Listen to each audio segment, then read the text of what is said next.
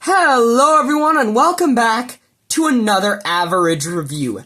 Now you may not know this, but I'm a pretty big fan of Sonic the Hedgehog. And hype is at an all-time high for Shadow the Hedgehog related stuff, with Shadow Generations and the Sonic 3 movie releasing very soon. So it was a big surprise to me when I found this Shadow the Hedgehog figure from Sonic 3 at a GameStop, since it's in pretty high demand. So I decided, hey, why not give him a review? So let's start out with the packaging. It's on a pretty nice blister card, so you can see the Shadow figure inside. We've got Shadow's name down here, the Jakks Pacific logo, some movie key art on the sides, and the logo up here. On the back, we have a picture of the figure itself, the other figures in the wave, the amount of points of articulation, the movie name, and a name and bio for Shadow the Hedgehog. Pause here if you want to read it. But hey, let's free Shadow from his plastic prison, like how Eggman freed Shadow from, well, where it was being held by Gun in Sonic Adventure 2. Alright, we got him out of his packaging, and figure looks really nice. He's got a lot of more realistic fur texturing like the movie designs for Sonic, Tails, Knuckles, and Shadow have. But I mean, come on, even with all that extra detailing, you can tell this is Shadow the Hedgehog just from, like, a mere glance. His eyes actually have this more glossy clear piece over it, which is actually a pretty nice touch. You know, it makes them look more like, well, like eyes. His patch of white chest fur, once again, nicely detailed and painted, you know, just a nice bright white to clash with the black. The red streaks on his spines right here, very cool looking, you know, they're a nice bright red. He's got his gloves with his little bracers and these red and black bits right here. And his awesome jet boots, you know. This is a really good looking Shadow figure, you know. It's very accurate to the game version of Shadow, while also having some really minor differences that, honestly, in my opinion, really add to his design. You can kind of see it, but he's got some nice furrowing in his brow, and also a pretty mean look on his face, you know, which is very fitting for what we've seen of Shadow in this movie. I'd also like to mention a lot of great detail in his eyes. You know, there's bits of black in the red irises, and I mean, that's a really nice touch. Once again, the spines on his back are also pretty nice, and you can even see that bit of red on the leg. Now let's move on to articulation, and this is where there's a lot of differences between this guy and pretty much every other Jakks Pacific Sonic figure. Now, his head is on, I'm pretty sure, just the standard ball joint. He gets a bit of up and down, some side to side, but mostly spin around. Now, here's where the differences start. He's got butterfly joints to allow for a bit of back and forth, and also, it doesn't look like it's the butterfly joint itself, but this part of the arm moves up and down, but his actual shoulders can spin around, and hinge way above 90 degrees.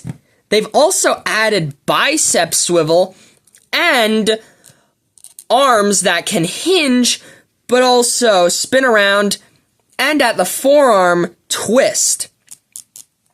He's got wrists that can swivel around and hinge up and down, and Toy Biz style finger articulation. Now I think this actually looks a lot better than any of Toy Biz's attempts at finger articulation. I don't know why, it just works way better. He's got a ball joint at the torso so he can get a bit of back and forth, little bit of side to side, but like the head, mostly just twist.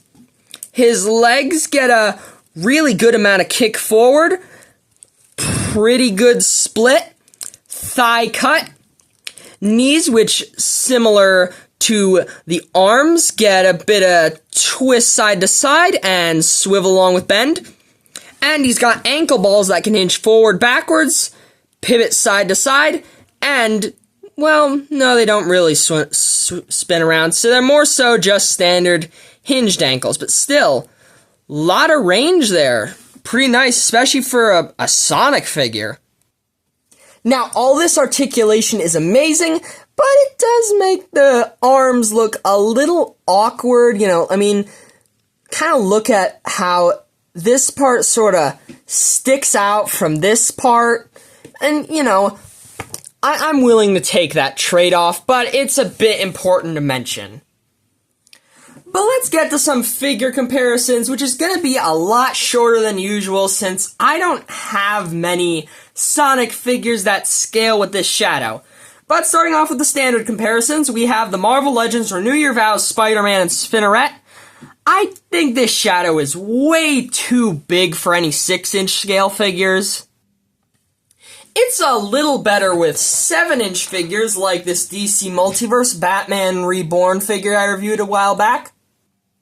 And pretty alright with 8-inch figures like this reproduction Mego figure of Wally West as the Flash.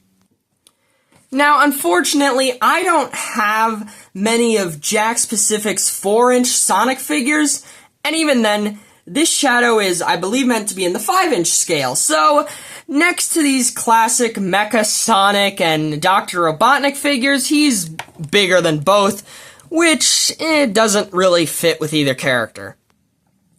And unfortunately, he's still taller than the 4-inch Omega figure. But he does work well with Jakks Pacific's giant Death Egg robot figure. Oh, and here's him on the McFarlane DC Multiverse White Knight Bat Cycle, because Shadow, the Hedgehog, and motorcycles go together about as well as, pretty much everything in motorcycles. They kind of work together with practically anything. And finally, here's the Sonic 3 movie Shadow the Hedgehog with Hit Monkey and Goliath. The one big problem I have with this figure is scaling. Sure, not being to use this Shadow with any 6-inch figures is a mild inconvenience, but I don't really care. I don't really mix any comic figures with Sonic stuff at all, so, not a big problem. My big problem, though, is the fact that this Shadow doesn't really scale well with the other 4-inch Sonic offerings. This does actually mean that he will be a bit taller than the figures that were offered with the second Sonic movie last year, since those were 4 inches.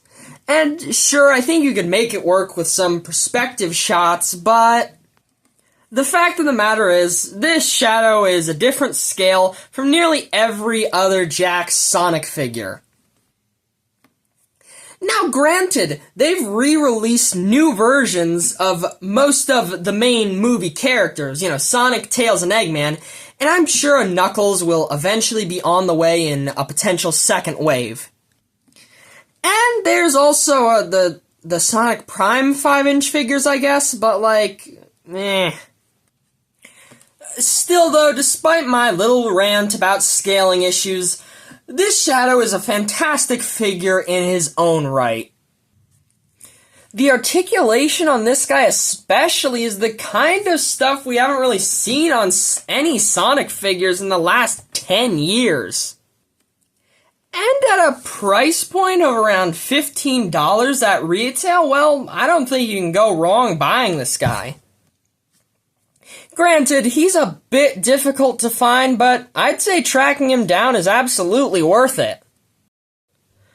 So, taking everything into account, I'm gonna give this Shadow the Hedgehog a 9 out of 10. This is definitely one of the strongest offerings in any Sonic the Hedgehog figure line, especially recently. I'd also like to mention he's got 2 little peg holes on the bottom of his feet, which lets you put him on a figure stand or plug in, maybe some Marvel Legends rocket boost effects so that he can use his criminally underutilized rocket shoes. Thanks to everyone who's watched to the end of the video, and remember to have a great day, 'cause you deserve it. And let's hope that Sonic plus Shadow Generations and the Sonic 3 movie are at least half as good as this figure.